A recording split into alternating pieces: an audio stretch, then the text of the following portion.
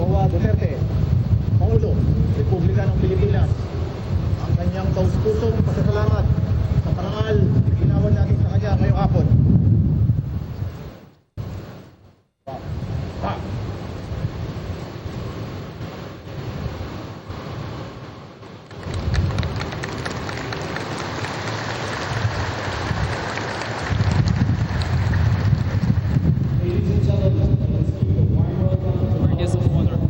President Rodrigo Roa Duterte.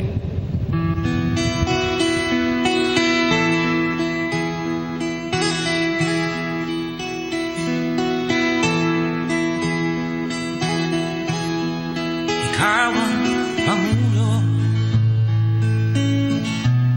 para sa pagbabago. Once again, President Rodrigo Roa Duterte. Bayan ko sa magnanakaw na tao.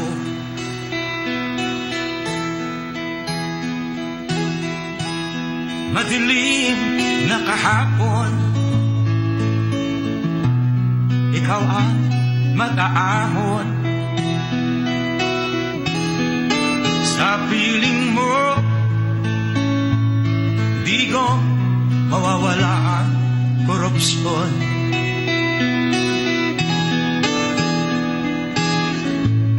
Tayo na, Pilipinas, tayo na magbago. Hawak kamay tayo para sa pag-asenso. Ikaw at ako, tayong lahat kay Rodrigo Duterte, para sa tunay na pagbabago.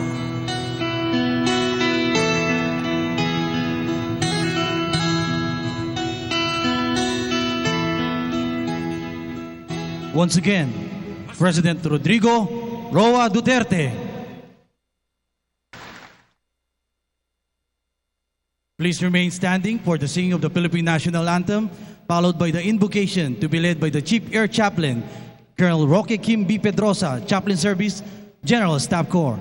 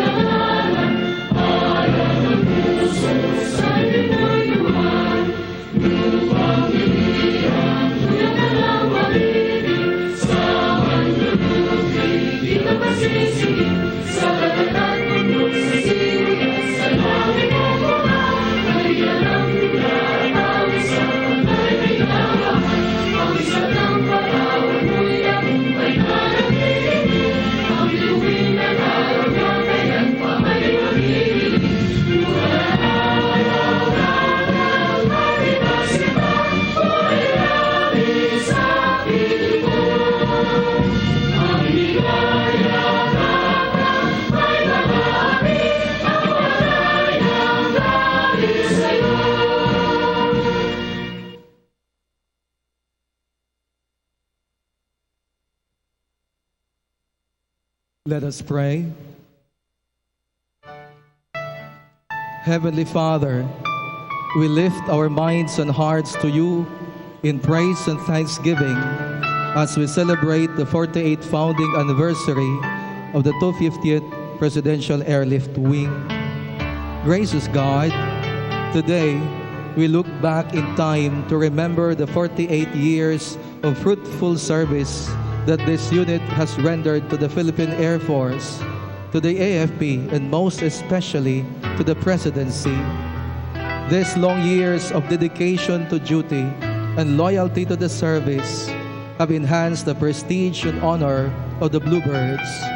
We thank you, O Lord, for your divine providence that sustained all their needs in the past. We fervently pray and confidently hope for your divine assistance in all their endeavors in the future. Today, we will also acknowledge and show our appreciation to the men and women of 250, whose outstanding service is our pride and inspiration. We beseech you, O Lord, that you bless them and their families, and may the happiness and fulfillment that your grace will bestow on them become the fullness of their rewards. Lord, continue to bless the Philippine Air Force, the Commanding General and his staff, all the officers, enlisted personnel, and civilian employees of the command, as they serve the nation with their choppers and planes.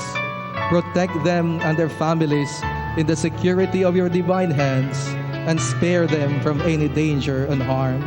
And finally, bless and guide our Commander-in-Chief as he leads us in our quest for transformation. May his presence inspire us and his words direct us to plot the course we have to take. All this we pray in your most holy name. Amen. Thank you. Everyone may now be seated.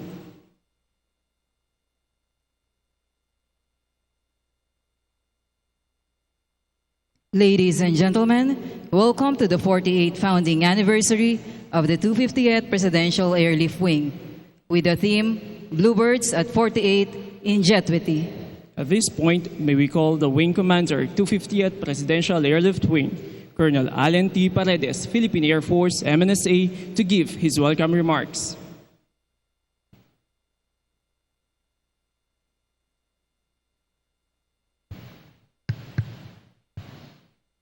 Our guest of honor, the Secretary of National Defense, Chief of Staff of the Armed Forces, Commanding General of the Philippine Air Force, other guests, ladies and gentlemen, good afternoon. Welcome to the 48th anniversary celebration of the 250th Presidential Airlift Wing, the Bluebirds. Today, we have a lot of new things in store for you, for all of you. Foremost, we have with us the President. Mahal na Pangulo, hindi po talaga ako makapaniwala nung sinabi ni Sir Bong na pupunta kayo dito. At lahat kami ay na-shock. Totoo pala yung sinasabi nila nung mayor po kayo na pinupuntahan nyo pati yung company level, battalion level, brigade level, and division level sa area nyo. Maraming salamat po.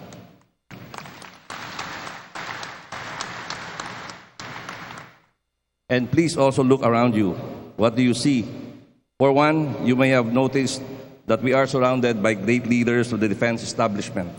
Well, we have the Secretary of National Defense, the Chief of Staff, the Commanding Generals of the Philippine Air Force, the Philippine Army, and the Flag Officer in Command of the Philippine Navy.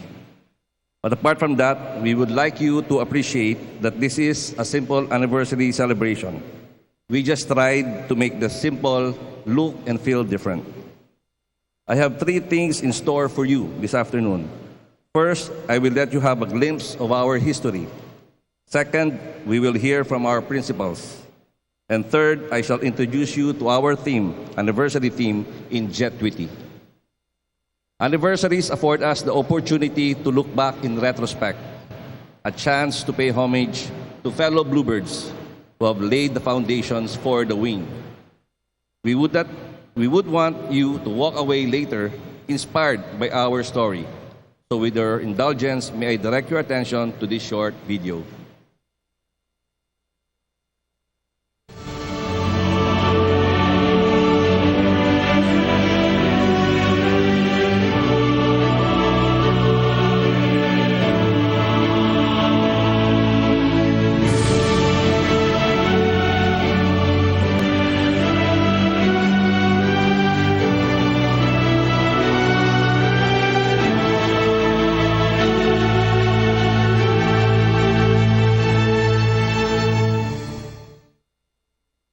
Sa lahat ng mga naging parte ng 250th Presidential Airlift Wing, kami ay nagpapasalamat. Kayo po ay sandigan at inspirasyon namin. Kasama po ang mga naging pinuno ng 250th Presidential Airlift Wing. Mangyari po sanang tumayo ang mga former King Bluebirds na kasama natin ngayon.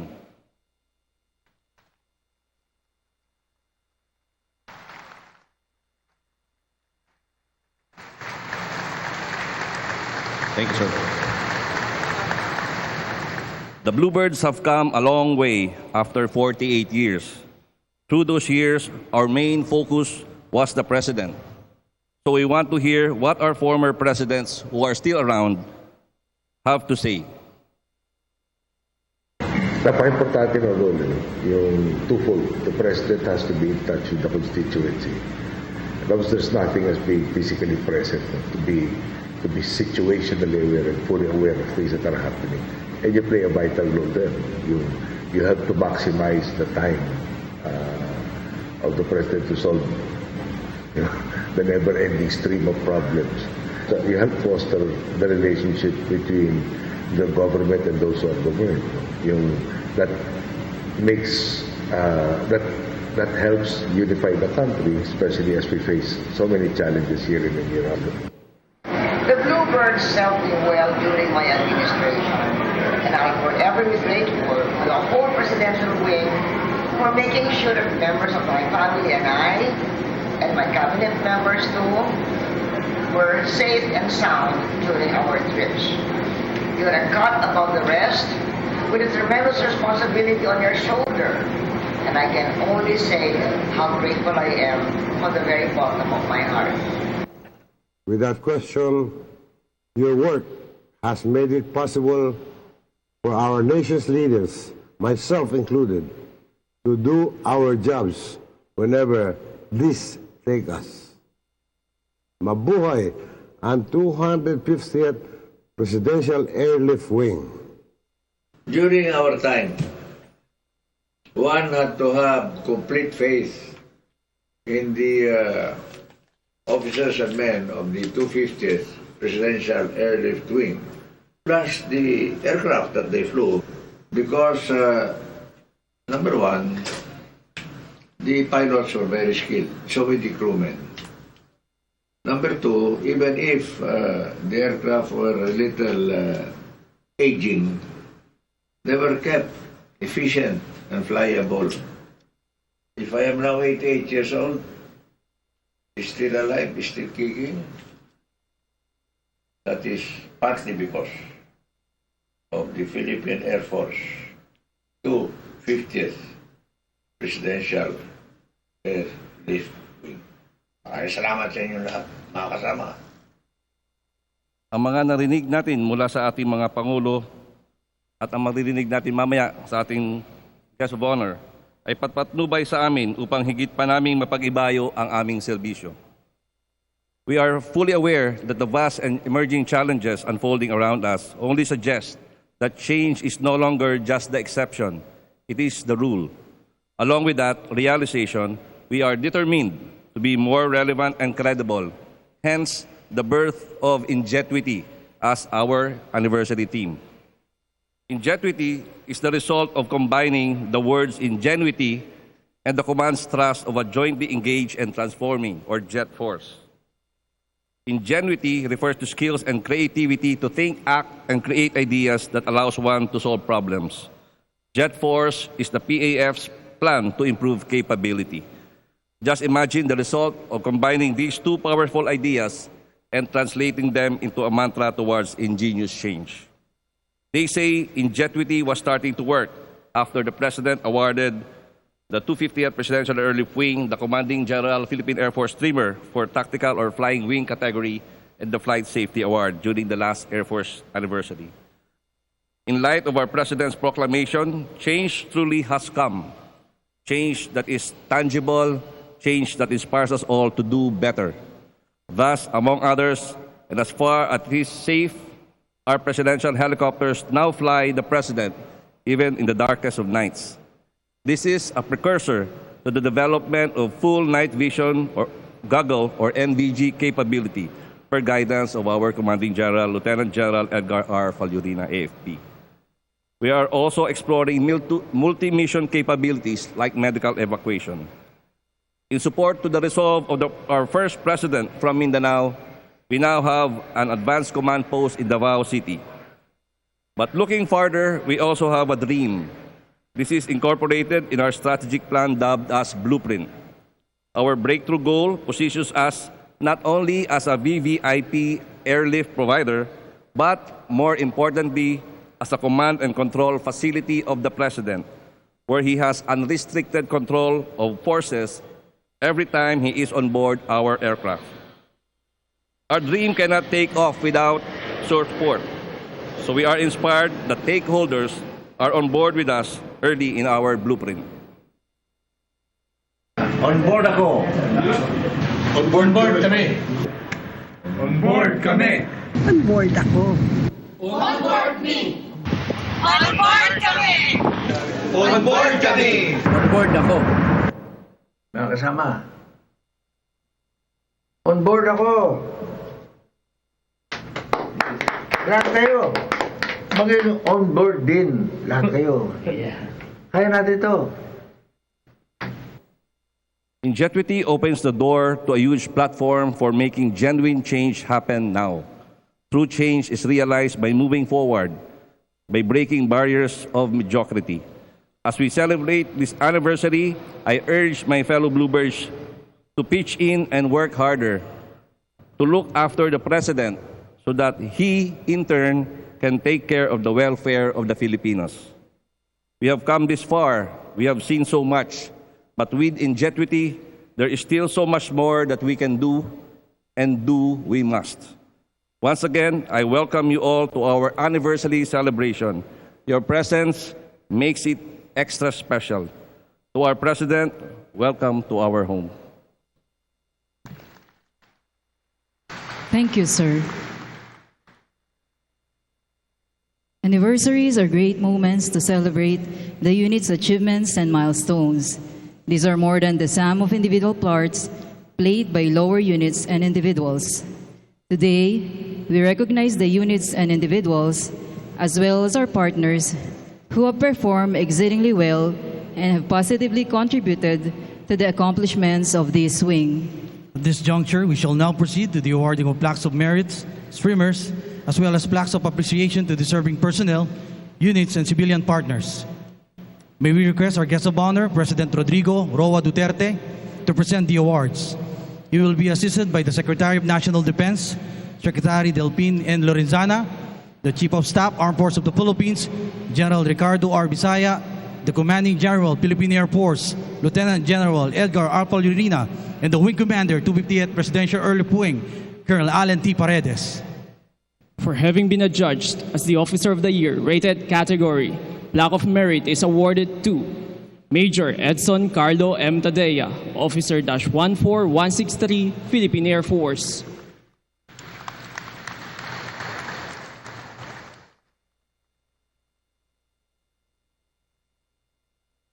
For having been adjudged as the Officer of the Year, non-rated category, Plaque of Merit is awarded to Major Mark Anthony M. Songadan, Officer-131985, Philippine Air Force.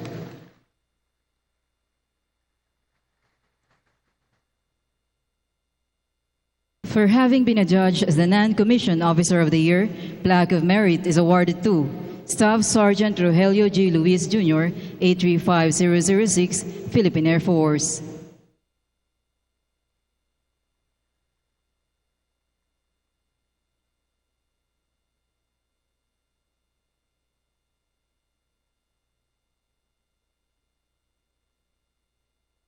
For having been adjudged as the Airman of the Year, Plaque of Merit is awarded to Airman First Class James D. Jeromo, 892736, Philippine Air Force.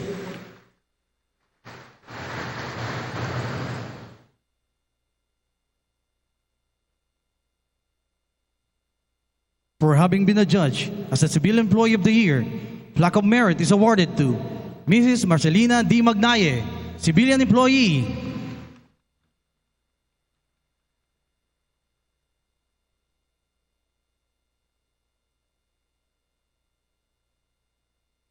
For having been adjudged as Squadron of the Year Flying category, Plaque of Merit and Streamer are awarded to 252nd Presidential Airlift Squadron.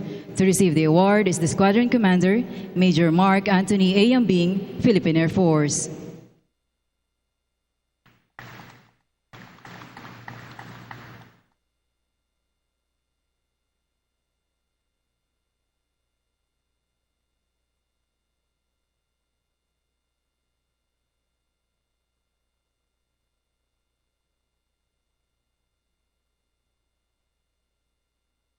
For having been adjudged as Squadron of the Year Support category, Block of Merit and Streamer are awarded to 481st Field Maintenance Squadron. To receive the award is a Squadron Commander, Major Samuel V. Sapinoso, Philippine Air Force.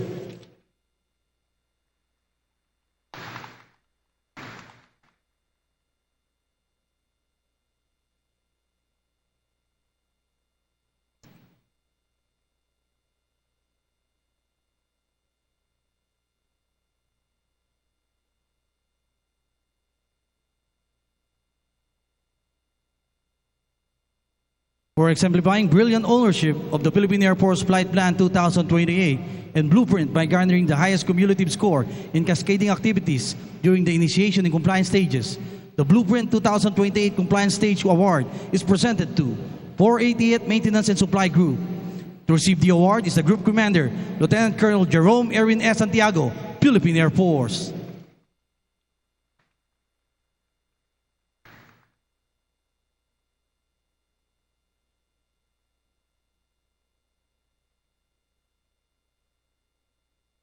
For having been adjudged as the flying unit that has the best overall aircraft accident prevention program in all flight safety functional areas during anniversary year 2015 to 2016, the 250th Presidential Airlift Wing Flight Safety Trophy is presented to 252nd Presidential Airlift Squadron. To receive the award is the Squadron Commander, Major Mark Anthony A. Yambing, Philippine Air Force.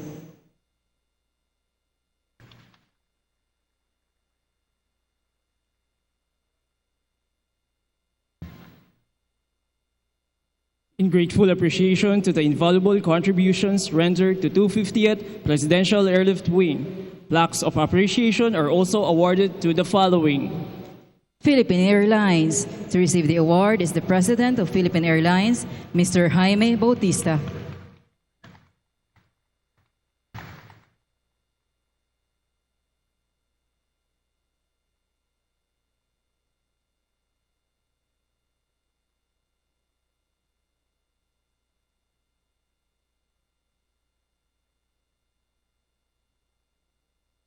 Manila International Airport Authority. To receive the award is the Assistant General Manager of Manila International Airport Authority, Colonel Allen Capuyan, retired.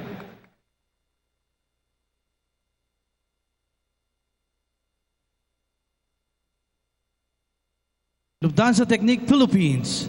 To receive the award is the Security Manager of Lufthansa Technique Philippines, Mr. Abside Abalos.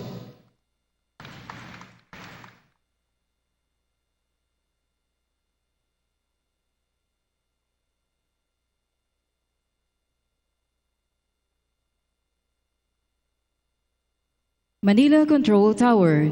To receive the award is the Officer in Charge of Manila Control Tower, Ms. Marlene I. Singson.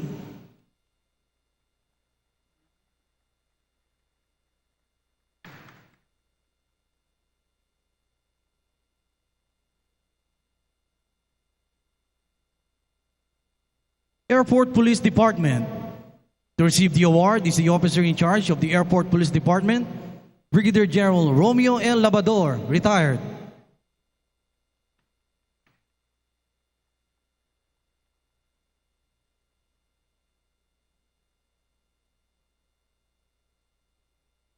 Thank you, sirs, and congratulations to all the awardees.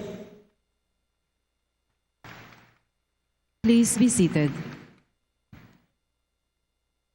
We now come to the most awaited part of the anniversary program. May we request the Secretary of National Defense, Secretary Delpin N. Lorenzana, to introduce the guest of honor and keynote speaker.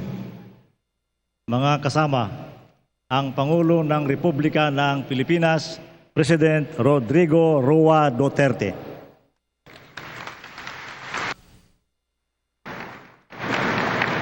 Kindly sit down. Thank you. Secretary Delphin Lorenzana, General Ricardo Bisaya, other major service commanders, Lieutenant General Edgar Valorina, Colonel Allen Paredes, forward wing commanders of the 25th Presidential Wing, airmen of the 25th Presidential Wing, fellow workers in government, my beloved countrymen. Unahin ko muna yung felicitations, my warmest greetings to the command, to the presidential wing.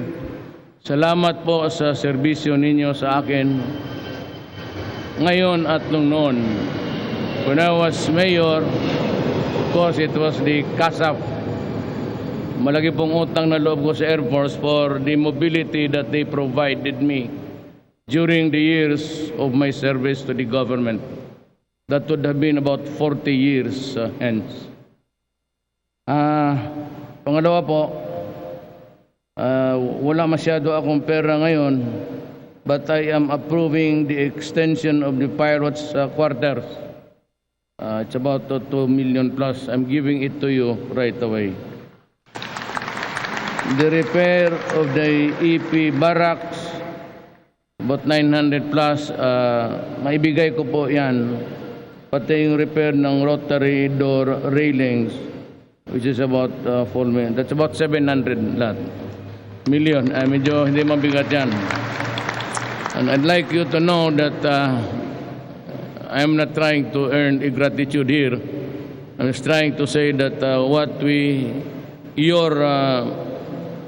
yung bata-bata ninyo sa Malacanang, I went to the medical center of the AFP. Well, of course, there were things which... But anyway, I gave you $500 million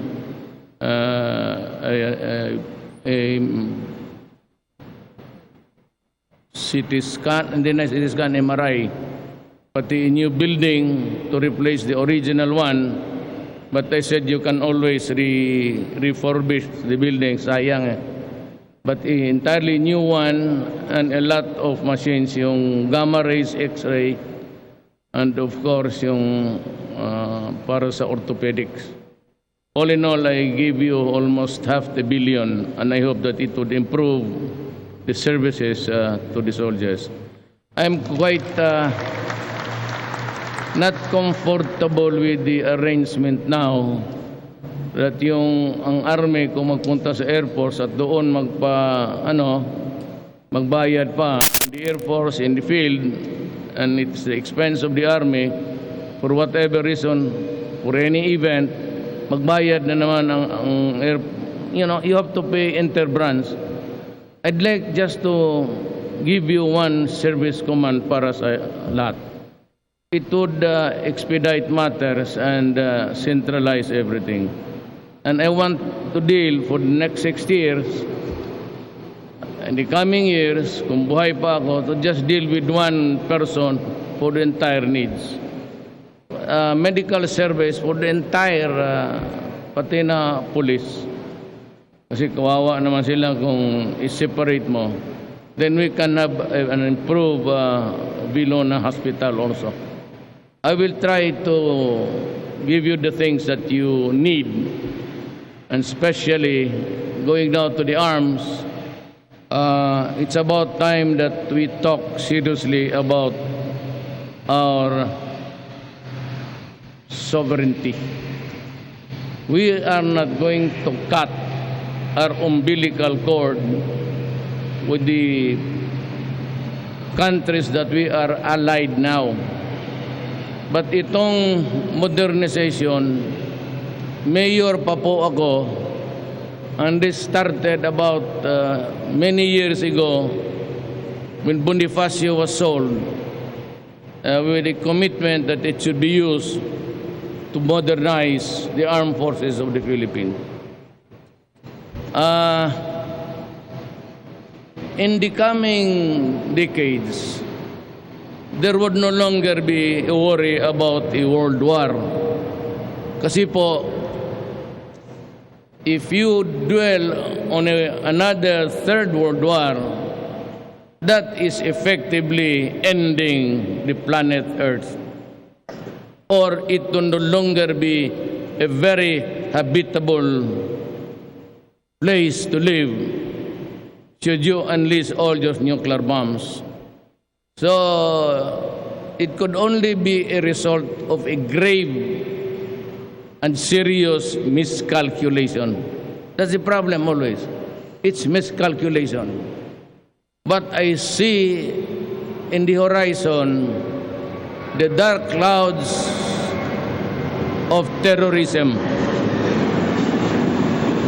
You have to, just from a civilian, kasi hindi na ako, don't look at me as a president, just as a civilian giving a piece of advice. The horror that we are facing in the coming days would really be terrorism and drugs.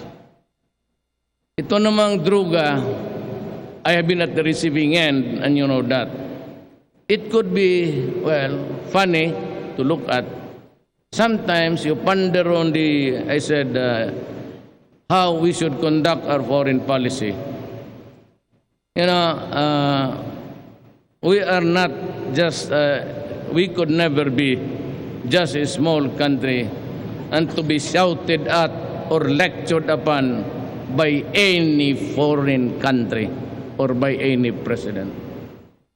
And so, when they were talking about human rights, I authorized the release of all the pictures of the horror that the Philippines suffered under the Spaniards and the Americans. And for the years that they sat on this country and took care, got it all, the fat of the land for so many years, for 100 years. So I said to myself early on that this cannot continue. And I would have to address, if it's human right problem, then we must discuss the entire gamot I dimension of. And so nandyan ngayon sa Facebook, yung massacre everywhere. Balingiga, sa Samar, that was the time that 10 years old and above were massacred by the Americans and got the bell, and until now, they hijacked it, stole it, and never returned it to us. It's a sentimental value that is really attached. It is the massacre that happened to the Filipinos in Samar. Take a note about that in the chapters of our history. Cannot be forever shouted at and lectured upon. Not me. As I have said, in my quest for what is right for my country, I am putting on the table at stake my honor, my life, and the presidency. Period. I can be ousted anytime, walang problema. Congress can initiate. Basta ako nakapokus lang, I promise the people that I will give you a clean government, and it will be clean as it could ever be. I promise you that I'd get rid of the drug problem, because if I don't interdict the drug problem, it will compromise the next generation of Filipinos, given the numbers who are now addicted. Padilla said 3 years ago that it was at 3 million. Now recently, if you count by the numbers of those who surrendered, gave themselves to the authorities, it's 700. Just maintain that number, no incremental increase. We have a 3,700,000 addicts in this country. That number is not a joke. I had a talk with Dodo. He has 4 million. And that is why, napag-usapan lang naman, pag sabi namin na we will implement the laws, I told them, hindi ko na hinintay. I said, Mr. President, so as not for him to apologize or anything, said, Mr. President, I have my laws here. It's good that you have the death penalty here, because at least you can bring it down to the barest minimum. I said, go ahead and implement the law. We never mentioned about the law. Sinabi ko lang, we will respect the judgments of your courts. Period. It would have been a bad taste in the mouth to be talking about having a strong posture against drugs, and here you are begging for something. I'm sorry. I have nothing to apologize because, the law is the law. But then, again, nothing to say I'm sorry for, but the circumstances would not allow me to wander to another field of our talks. We're talking about terrorism, and we also agreed to, I would allow you, the Philippine Navy, and the Air Force, and Coast Guard to pursue the pirates. Because in this jurisdiction we follow that piracy is a crime against humanity. And we agreed that even if you pursue in hot pursuit the criminals and you cross your border, you just announce it today that you're entering because you are pursuing a drug poser or a drug criminal syndicate, and they would take over the chase. But we also agreed that if anything happens during the chase and there's a confrontation, we agreed that we can use force. Sabi namin, ganon.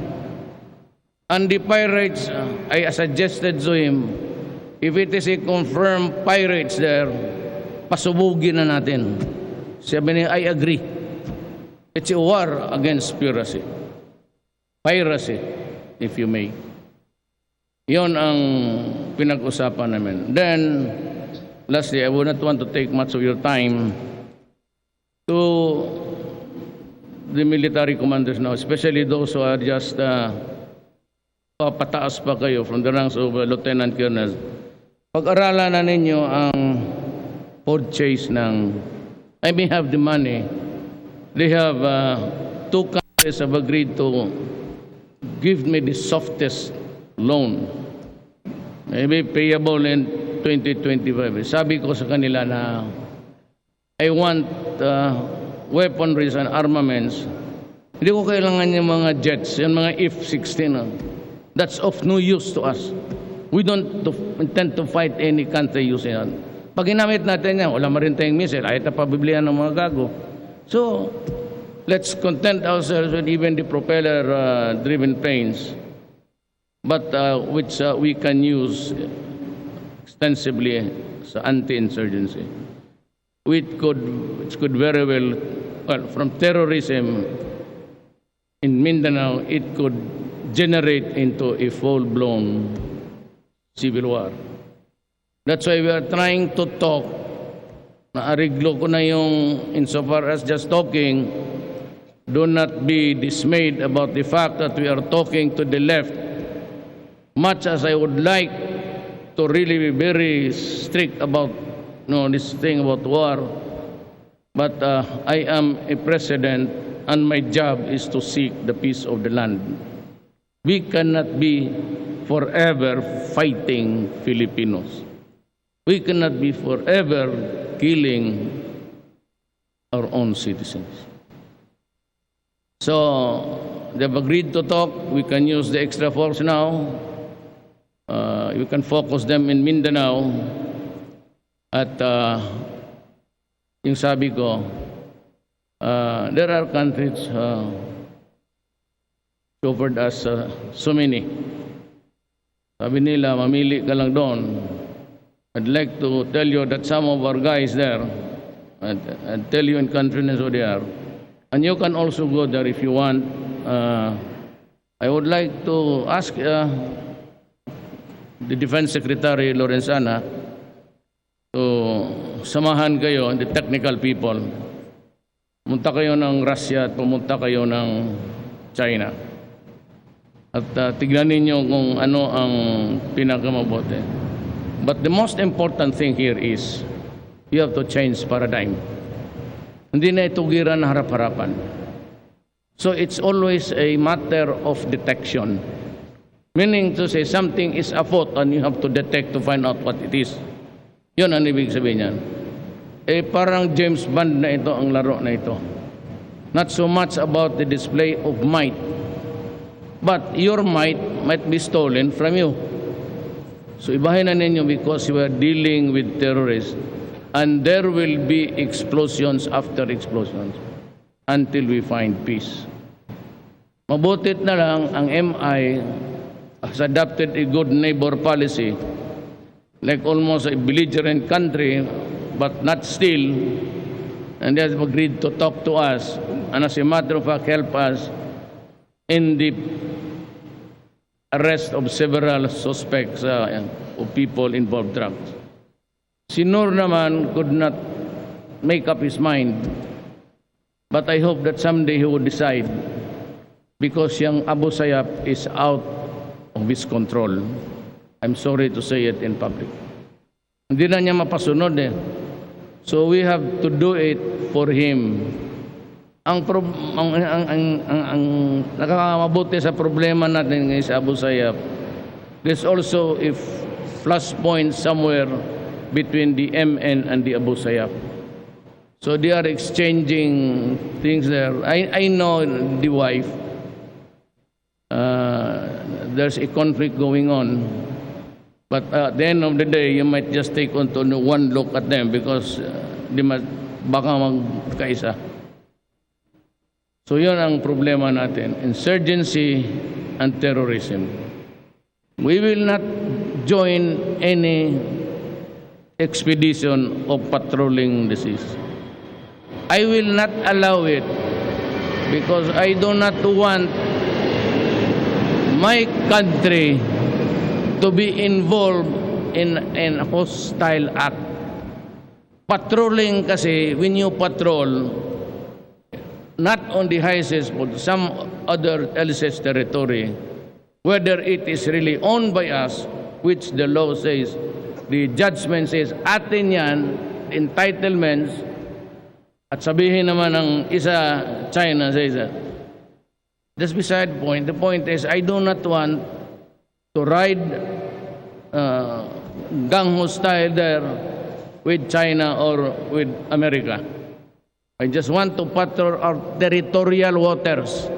So may I remind China again, beyond the territorial waters are the entitlements of the sea, yung panalo natin. But it is not part of our territory. It is a part of our exclusive economic zone. Ano yung mga isda, ano yung makita mo dyan, pati yung sa baba, yung oil, pati gas, ito meron. But the territory is limited to the 12-mile limit. So that is ours. Hanggang dyan lang tayo. We do not go into a patrol or join any other army from now because I do not want trouble. There will be no more, and we can buy the arms where they are cheap and where there are no strings attached and it is transparent. Sabi ko sa kanila, I would not deal with you except on a government basis. Sabi naman nila, you send your mga technical men mo sa armed forces mo and they'd be happy to show you what they can offer. Sabi ko, well, in the coming days, it will depend on, pag sinabi ni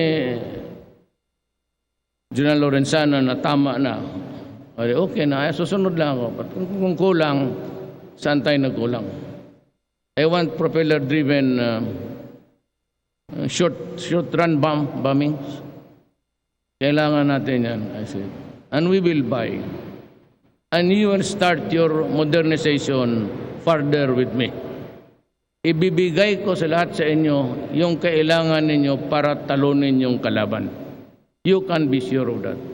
Short of a world war which we cannot participate and which is anyhow useless, I will give you all the things you want. Lahat ng para talunin ninyo ang kalaban. And of course, you may have noticed there are now adjustments in your salary. I hope by December you'd have realized that double ang sweldo ninyo lahat, police pati ang armed forces. Double the salary. And for the men down nung kawawa, yung lahat ng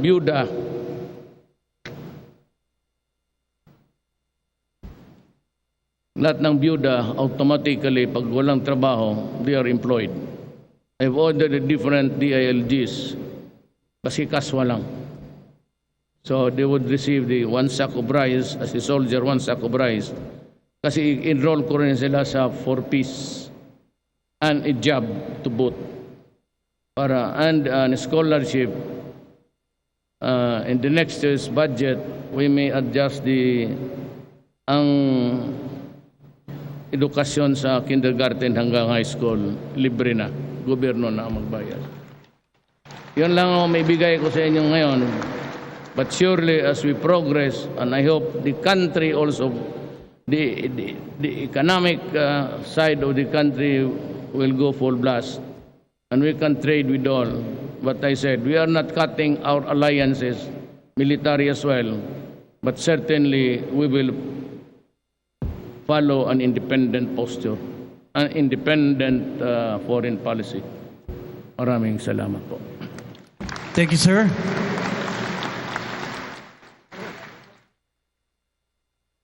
Please remain standing for the singing of the Air Force hymn.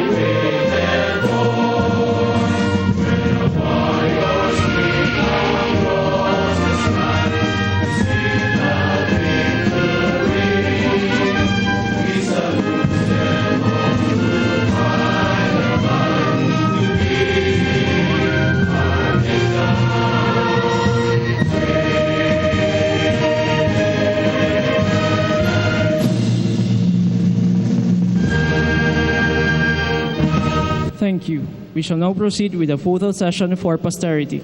May we request President Rodrigo Roa Duterte for a photo session. Meanwhile, the audience is requested to be seated.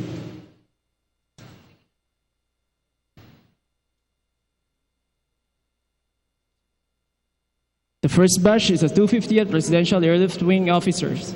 Likewise, all 250 Presidential Airlift Wing enlisted personnel and civilian employee are requested to proceed near the stage.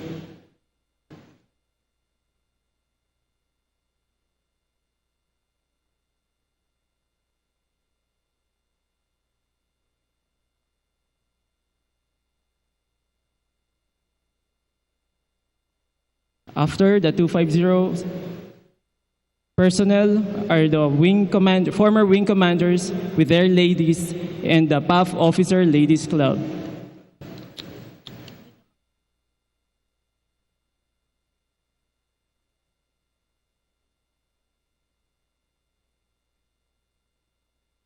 Thank you very much. Next batch, please.